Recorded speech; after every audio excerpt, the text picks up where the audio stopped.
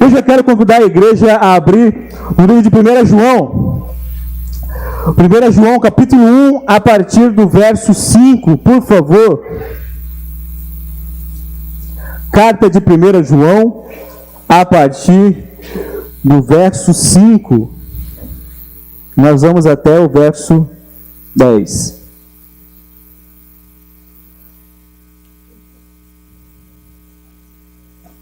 Primeira João, lá para o finalzinho, viu, queridos? Para te ajudar aí.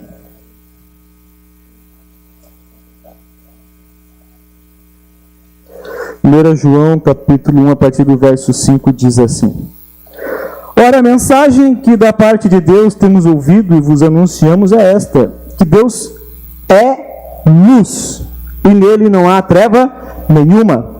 Se dissermos que mantenhamos comunhão com Ele e andarmos nas trevas, mentimos e não praticamos a verdade. Se, porém, andarmos na luz, como Ele está na luz, mantemos comunhão uns com os outros, e o sangue de Jesus, seu Filho, nos purifica de todo pecado. Se dissermos que não temos pecado nenhum, a nós mesmos nos enganamos, e a verdade não está em nós. Se confessarmos os nossos pecados, Ele é fiel e justo para nos perdoar os pecados e nos purificar de toda injustiça. Se dissermos que não temos cometido pecado, fazemos-lo mentiroso, e a sua palavra não está em nós. Pai, te louvamos pela tua palavra, oramos que o Senhor, em nome de Jesus, através da pessoa do Espírito Santo, possa usar o pregador dessa noite, concedendo ele, Deus, graça, eloquência, ousadia, e que o Senhor possa capacitá-lo no poder do Espírito Santo, a ministrar a tua santa e maravilhosa palavra, no em nome de Jesus. Amém. Glórias a Deus. Queridos, o mesmo apóstolo João vai dizer no Evangelho de João, capítulo 4, que Deus é Espírito. E o mesmo apóstolo João, inclusive nessa carta, no capítulo 4, vai nos dizer que Deus é amor. Porém, Deus não é só Espírito, ou só amor. Deus também é luz. Deus é luz. E essa é a base da nossa mensagem hoje, daquilo que o Espírito Santo tem para nós hoje. Deus é luz. Como assim Deus é luz, pastor? Deus é luz porque diante da sua natureza, diante da sua essência, Ele se revela. Ele se revela a nós, Ele se revela ao seu povo. Deus também é luz porque nada lhe fica oculto. Nada diante do nosso Deus fica oculto. Mas nós temos que entender também a essência do que João está dizendo aqui, do porquê também que Deus é luz. Um terceiro significado do porquê nós podemos entender que Deus é luz, é porque Deus, em sua perfeita moral, Ele não tem nenhum defeito e não tem nenhuma participação. Deus, em sua perfeita e absoluta moral, não existe participação com nenhuma treva e nenhum pecado. Deus é luz também, se tratando de sua perfeita e absoluta moral. João vai dizer que Deus é puro e que Deus é santo. Por isso que Deus é luz, porque na sua natureza Ele se revela ao seu povo, aos seus filhos. Deus é luz, porque nada lhe passa despercebido, nada lhe é oculto, e Deus também é luz, porque em sua perfeita e absoluta moralidade nós podemos observar a sua luz, a sua maravilhosa luz. Por isso que Deus é santo e Deus é puro. Por que João está lembrando aqui logo no início da carta que Deus é luz? Essa carta ele escreve para que os cristãos pudessem confirmar a sua salvação em Cristo Jesus, para que eles pudessem achar e ter uma certeza de sua salvação. Porém, João também escreve essa carta para que a igreja pudesse se livrar e combater os falsos mestres. Alguns falsos mestres tinham chegado na Ásia Menor com uma bagagem de heresias enorme, misturando o evangelho com um pouco de judaísmo, um pouco de gnosticismo, um pouco de misticismo. E, meus amados, como já dizia C.S. Lewis, não se mistura o evangelho com nada. Não existe o evangelho e. Não existe o Evangelho e. Porque o Evangelho e alguma coisa, o Evangelho e alguma filosofia, o Evangelho e alguma ideologia, não é mais Evangelho. O Evangelho, para ser o Evangelho de Cristo Jesus, do Deus que é luz, ele tem que ser puro, verdadeiro e praticado em nossas vidas. Esses falsos mestres, com essa bagagem enorme de heresias, eles estavam dizendo que aqueles que tinham um conhecimento além de Cristo Jesus, um conhecimento aí do gnosticismo, de um pouco do judaísmo, um pouco disso, um pouco daquilo outro, eles, por tal conhecimento, já podiam ignorar a existência do pecado, ou eles estavam dizendo que agora, por serem tão espirituais e tão sábios além do Evangelho, o pecado já não afetava mais a vida com Cristo Jesus. Ou seja, esses hereges, esses falsos mestres, não se angustiavam pelo pecado, não guerreavam contra o pecado, e é por isso que João vai dizer que no verso 6, eles diziam ter comunhão com Deus, porém andavam nas trevas.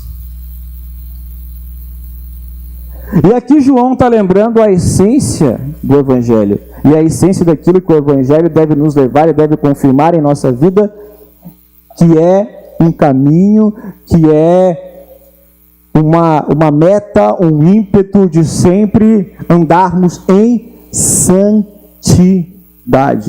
Porque Deus é luz. E se nós falarmos que temos comunhão com Deus e não tivermos, mediante o pecado, uma atitude de confessar, de se arrepender, de lutar contra o pecado, de se angustiar pelo pecado, é porque na verdade a gente diz que tem comunhão com Deus, mas na verdade anda e caminha nas trevas. Eu quero falar nessa noite realmente de uma vida em santidade, de uma vida lembrando, crendo e vivendo que Deus é luz, por isso devemos caminhar na luz. Só que essa heresia levou alguns a cometer 3 erros, 3 atitudes daqueles que não se importam, que não se preocupam com o pecado. 3 atitudes para aqueles que estão insensibilizados diante do pecado.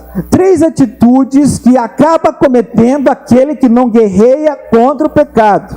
João vai mostrar aqui 3 atitudes do verso 6 ao verso 10, 3 atitudes de pessoas que já não choram mais diante do pecado.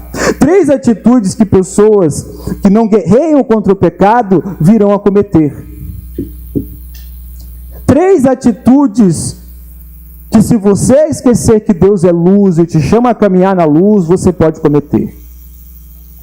Queridos, o caminho de arrependimento e de quebrantamento não é só para nos levar à salvação a Cristo Jesus.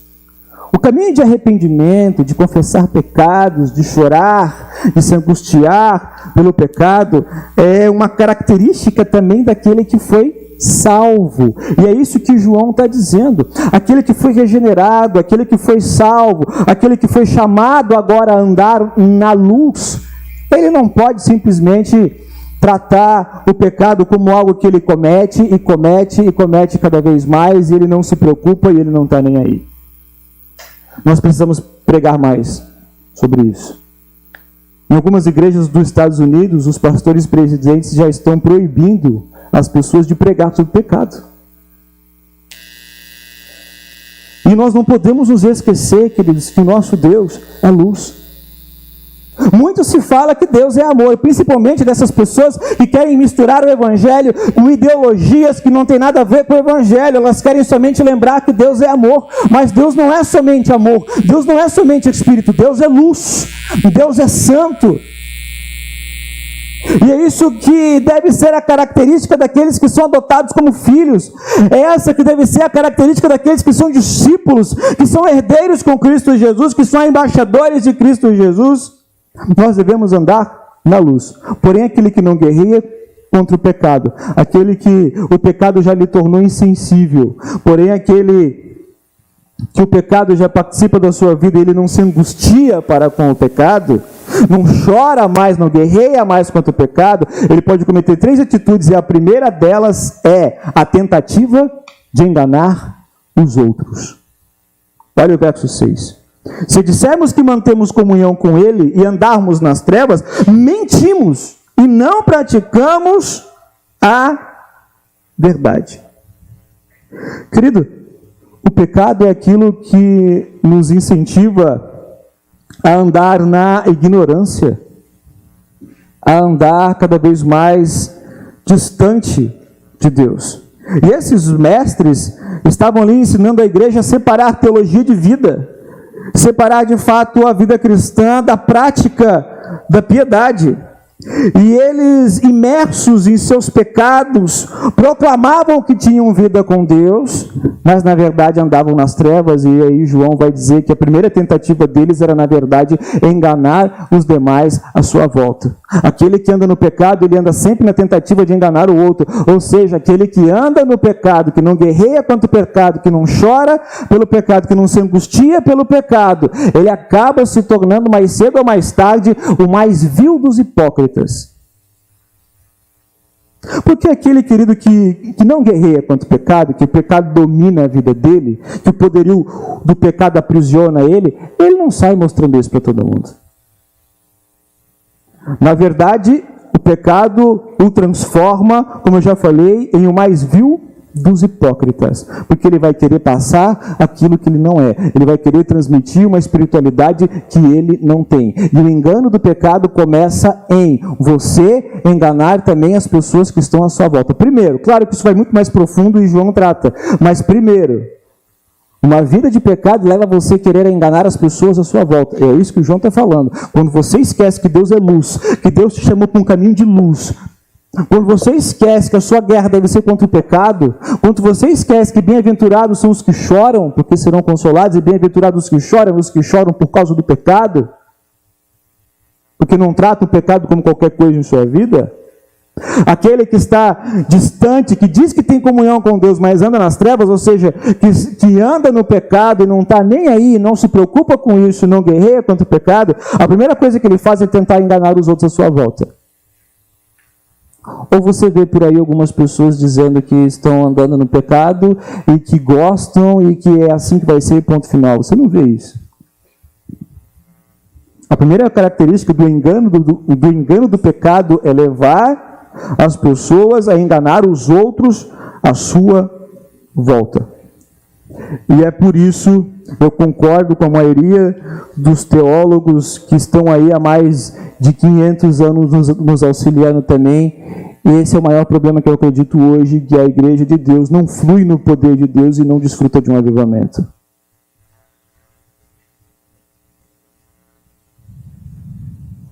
Concordo com Augusto Nicodemos quando ele diz que os atos de um cristão professo são mais eloquentes do que as suas palavras. Os atos de um cristão revelam muito mais o seu estado real e o estado real do seu relacionamento. O termômetro da sua comunhão com Deus não é aquilo que você diz. O termômetro da sua comunhão com Deus é aquilo que você é aquilo que você faz quando você está somente diante de Deus. Lembre-se que a base toda que João está usando aqui é que Deus é luz. Nós não podemos nos esquecer que Deus é luz. E é para esse caminho que Ele nos chama. O pecado, uma vida em pecado, uma vida sem se sensibilizar pelo pecado, uma vida sem se angustiar pelo pecado, uma vida sem guerrear contra o pecado, vai nos levar a querer enganar as pessoas à nossa volta. João está sendo claro, bem claro. Uma vida de pecado te torna em o mais vil dos hipócritas. Esse é o primeiro lugar. Em segundo lugar, nós temos que entender que aquele que não guerreia contra o pecado, aquele que não se sensibiliza mais por uma vida da qual ele tem pecado, é que ele cai na tentativa de enganar a si mesmo. Olha o que João fala no verso 8. Se dissermos que não temos pecado nenhum, a nós mesmos nos enganamos, e a verdade não está em nós. João está dizendo aqui que o problema todo não é só em querer enganar. Aquele que não guerreia contra o pecado, aquele que não se importa em pecar, o problema é que ele não quer só enganar os outros, o problema é que ele passa a enganar a si mesmo. Ele passa a enganar a si mesmo. O pecado nos leva a mentir e a nos enganar. O que a gente esquece é que, se tratando desse Deus que é luz, quanto mais perto de Deus você anda, mais você reconhece o seu pecado. Quer a prova disso? Jó 42, verso 5. O que Jó diz? Jó diz assim, eu te conhecia só de ouvir, mas agora que os meus olhos te veem, por isso me abomino e me arrependo no pó e na cinza. Antes eu te conhecia só de ouvir, agora que te conheço muito mais, agora que estou muito mais perto, porém me arrependo. Me abomino e me arrependo no pó. Quanto mais perto e mais comunhão desse Deus que é luz, mais pecado e mais ponto para ajustarmos nós vamos ver em nossa vida. João está dizendo, se você não está vendo ponto para ajustar em sua vida, se você está dizendo que não peca, você está enganando os demais à sua volta e está enganando a si mesmo. Isso é grave. O pecado é uma fraude sutil. O pecado nos leva a perder a consciência da realidade. O pecado anestesia o coração. O pecado insensibiliza a alma. O pecado cauteriza a consciência. Se você não se angustia pelo pecado hoje, se você não se angustia quando peca, segundo a interpretação de que João está nos dizendo aqui, se você não se angustia quando peca, é porque você já está em trevas. Se você não está fazendo guerra contra o pecado, é porque você já está em trevas. E aí, nisso João está sendo bem claro, a carta toda. Porque aquele que entende que Deus é luz e ele anda na luz, ele vai guerrear contra o pecado. Ele não vai ter qualquer atitude medíocre diante do pecado. A atitude que ele vai ter é confessar, deixar e se arrepender. Provérbios 28, verso 13 diz, o que encobre as suas transgressões jamais prosperará, mas o que as confessa e deixa, alcançará misericórdia. O problema de você não se preocupar com o pecado, ou de você não guerrear contra o pecado, ou de você não se angustiar quando peca, porque o que João está dizendo aqui não é que você não peca, muito pelo contrário. Nós pecamos, nós somos pecadores. O que João está dizendo aqui é qual atitude que você tem quando peca. O que você entende do pecado? O que você faz quando peca? Você continua caminhando no pecado?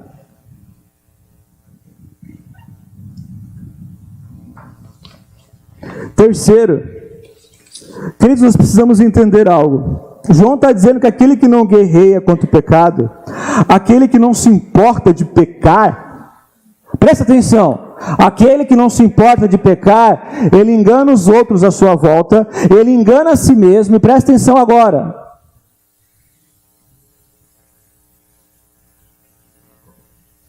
Ele cai na tentativa de querer enganar a Deus.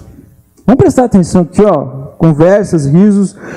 Aquele que não se importa com o pecado, ele tenta enganar os outros, ele engana a si mesmo, e ele cai na ignorância de querer enganar a Deus. Olha o verso 10. Se dissermos que não temos pecado cometido, fazemos-lo mentiroso e a sua palavra não está em nós. Não, pastor, mas eu entendo que eu tenho pecado. Eu entendo que eu sou pecador. Tá, a pergunta toda é, que atitude você tem tido diante do pecado? É guerra? É choro? É confessar?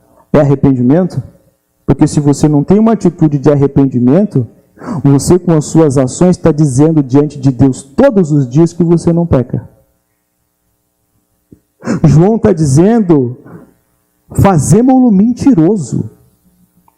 Quando você não busca uma atitude de guerra contra o pecado, ou quando você diz que não tem pecado, você está zombando, você está escarnecendo da cruz. Você está dizendo que Deus foi um ignorante em dar o seu filho na cruz. Nós escarnecemos da cruz quando nós não guerreamos contra o pecado. Nós escarnecemos da cruz quando nós não choramos, quando pecamos, quando nós não nos arrependemos, quando nós não confessamos o pecado. Esses hereges das igrejas que estavam infiltrados nas igrejas da Ásia Menor estavam dizendo que tal era a iluminação na sua vida que tornava eles incapazes de pecar. E olha que infelizmente nós achamos heresias por aí hoje sendo pregadas, que dizem que você não é pecador, que dizem que você pode ficar sem pecar. João está dizendo que se você diz que não peca, você é mentiroso, e você está chamando Deus, você está querendo fazer Deus de mentiroso. E esse é o problema. Davi tentou encobrir os seus pecados e isso custou a ele saúde. É só ler Salmo 32 e Salmo 51. Custou Davi a alegria, a família e a saúde. Porque ele ocultou os pecados, porque ele não guerreou contra o pecado. Enquanto ele não guerreou contra o pecado, ele chega a escrever que os pecados lhe doíam, lhe afetavam os ossos. Porque Davi também esqueceu-se uma grande parte da sua vida que Deus é luz. Mas a conclusão, pastor, como que a gente resolve isso? Se eu tenho pecado e não tenho me sensibilizado diante disso, se eu não tenho mais confessado, se eu não tenho mais chorado diante do pecado, se eu não tenho mais guerreado diante do pecado, como que eu resolvo tudo isso? Verso 7. Se, porém, andarmos na luz, como Ele está na luz, mantenhamos comunhão uns com os outros, e o sangue de Jesus, seu Filho, nos purifica de todo o pecado. Primeira coisa que resolve uma vida que já não guerreia contra o pecado, primeira coisa que pode resolver para uma vida que já não sensibiliza mais diante do pecado, não se angustia mais diante do pecado, não chora mais diante do pecado, primeira coisa que pode resolver a sua vida é voltar a andar na luz. Luz que aquece, luz que guia, luz que purifica. Essa luz. Andar na luz. Andar na luz que aquece os nossos corações e nos dá ímpeto e expectativa de caminhar cada dia mais em Cristo Jesus, para a glória de Cristo Jesus. Luz que nos guia, que não nos permite andar por caminhos tortuosos, que nos afastam da comunhão e da caminhada com Cristo Jesus. Nós, quando entendemos que Deus é luz, nós também devemos entender que Deus nos chama a andar na luz. Não andar no engano, andar na luz, andar na transparência. Andar de fato diante do Senhor e diante dos irmãos, não os enganando, mas andando numa comunhão que não há engano, andando numa comunhão que não há hipocrisia. Nós devemos andar na luz. Segunda coisa, para encerrar, o que nós devemos fazer para resolver uma vida que não guerreia contra o pecado? Segunda coisa, quanto tempo tem?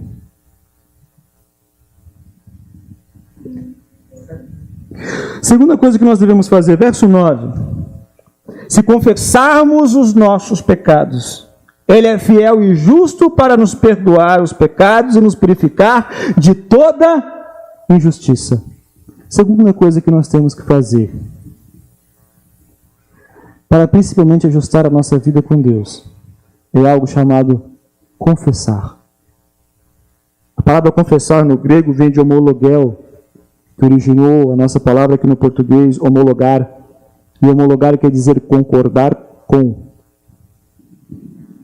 Por isso, quando nós confessamos, na verdade nós temos aqui concordar com Deus, concordar com a sua palavra, concordar com a Trindade. O que é confessar? O que João está dizendo que é confessar? Porque essa palavra no grego está homologel, tá? Homologar. O que quer dizer confessar? É você chegar diante de Deus e dizer: Deus, eu concordo com a tua palavra, porque a tua palavra diz uma coisa, eu fiz outra. Eu concordo contigo, Deus Trino, porque tu és luz e eu fui trevas fazendo isso e aquilo. A palavra de Deus vai dizer que nós podemos abandonar um caminho de trevas quando nós optamos pela iniciativa, pela decisão de andar na luz e confessamos e concordamos com Deus Trindade e venhamos a concordar e confessar a palavra de Deus, confessar os nossos pecados concordando com a palavra de Deus. concordando com a palavra de Deus, não fazendo como Caim. Caim, cadê teu irmão? Acaso eu sou guardador de meu irmão? E Adão? Foi a mulher que tu me deste. Uma vida na luz, você não joga a culpa no outro. Uma vida na luz, você não fica jogando a culpa no diabo.